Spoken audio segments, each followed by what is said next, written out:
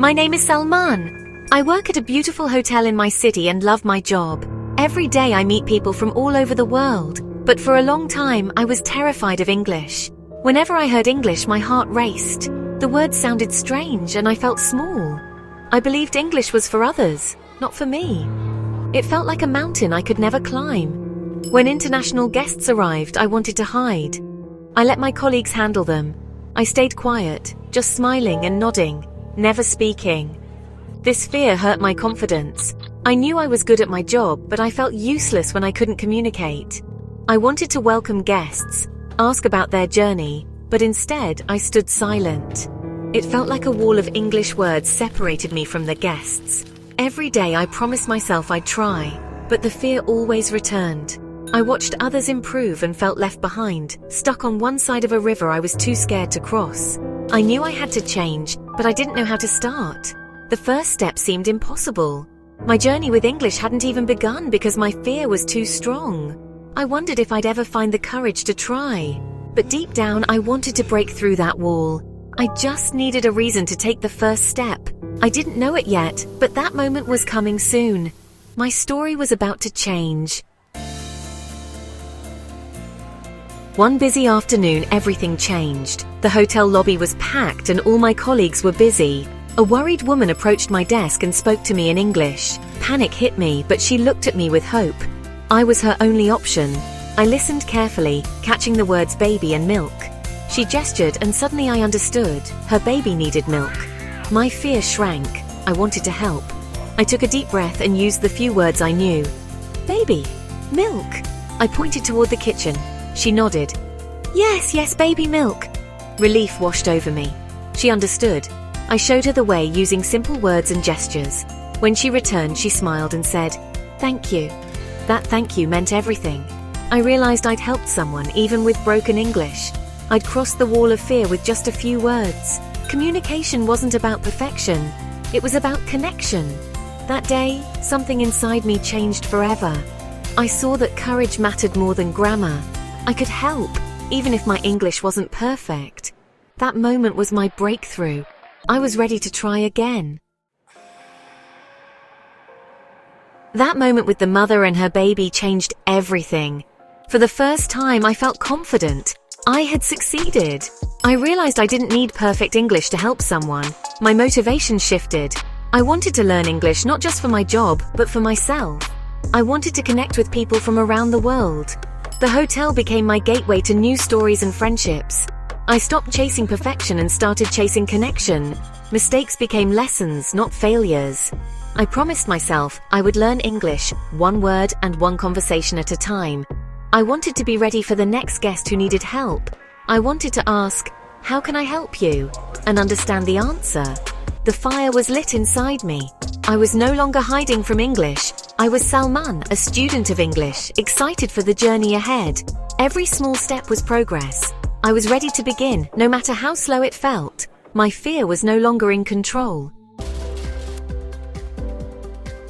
With new motivation, I made a simple plan to learn English. I used free resources. My smartphone became my teacher. I watched short English videos on YouTube, first with subtitles in my language, then in English. I paused often to understand new words. I chose topics I enjoyed like cooking and travel to keep learning fun. Every day I learned 5 new words and wrote them in a small notebook. I carried this notebook everywhere, reviewing words during free moments. Speaking was hardest, so I practiced alone in front of a mirror. I greeted myself, practiced simple sentences, and got used to my own voice in English. I listened to English songs and sang along to improve pronunciation.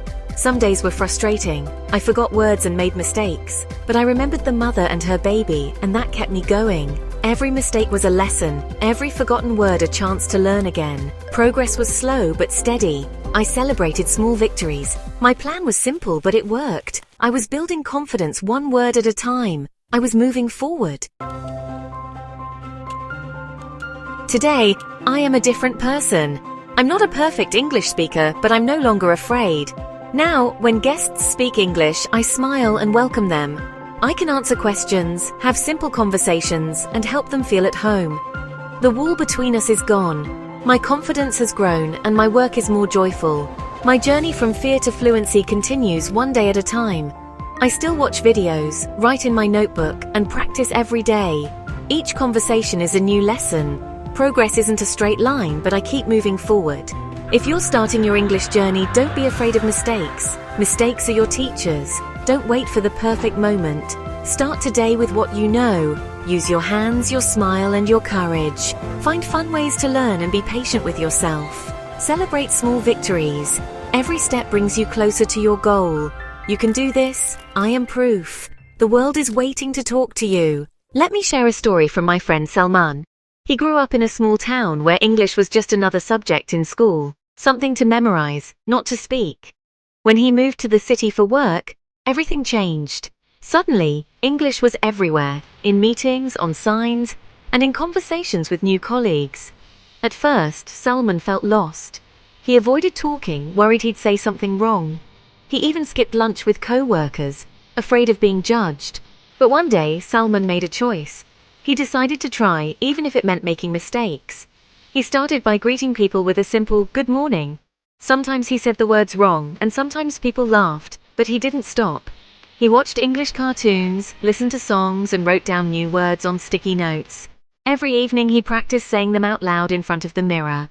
Slowly, things changed. Salman began to understand jokes at work. He joined group chats, even sending voice messages.